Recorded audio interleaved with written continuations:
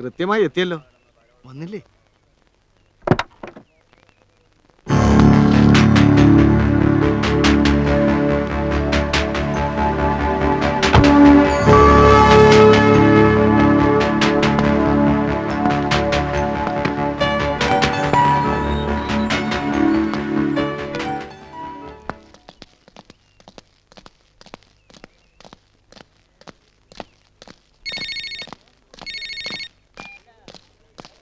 Hello, അല്ല, ഞാൻ നന്ദുവാ.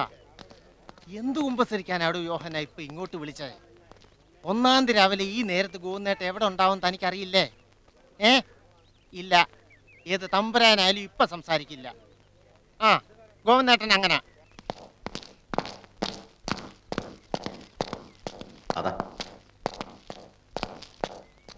അസ്സലാമലൈക്കും. വലൈക്കും അസ്സലാം. എന്താ ബീരാന്റെ മുഖത്തൊരു ക്ഷീണം? കഴിഞ്ഞ തവണ കണ്ടതിനേക്കാൾ മൊത്തത്തിൽ നോടഞ്ഞിട്ടുണ്ട് താൻ. ഏമാമാരെങ്കിലും എടുത്തിട്ട് പെരുമാറിയോ? ഇവിടുള്ള കാക്കി ദൈവങ്ങൾക്കൊക്കെ അറിയാം താൻ എൻ്റെ ആളാണെന്ന്. എൻ്റെ സ്വന്തം ആള്. പറ ബീരനെ, എന്താണോ തനിക്കൊരു അസ്കിതം? ഭക്ഷണം തീരെ ശരിയാവുന്നില്ല അല്ലേ?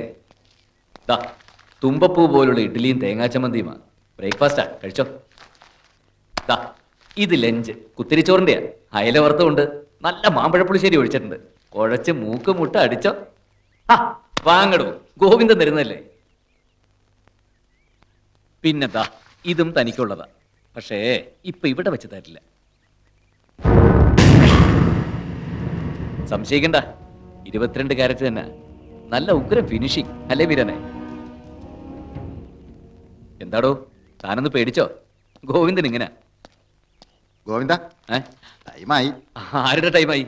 ബീരാന്റെയോ അതോ എന്റെയോ? ഓ, എന്റെ ആയിരിക്കും. ബീരാനെ പുറത്തിറക്കാൻ ഇനിയുണ്ടല്ലോ ടൈം. ഇതാ കഴിഞ്ഞു. അപ്പോ അടുത്ത മാസം 1-ാം തീയതി. എന്നാ പിന്നെ ഞാൻ അങ്ങോട്ട്. ഗോവിന്ദ,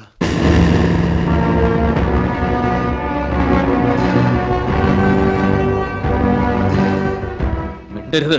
ആ നാവ് ഞാൻ പിഴുതെടുക്കും.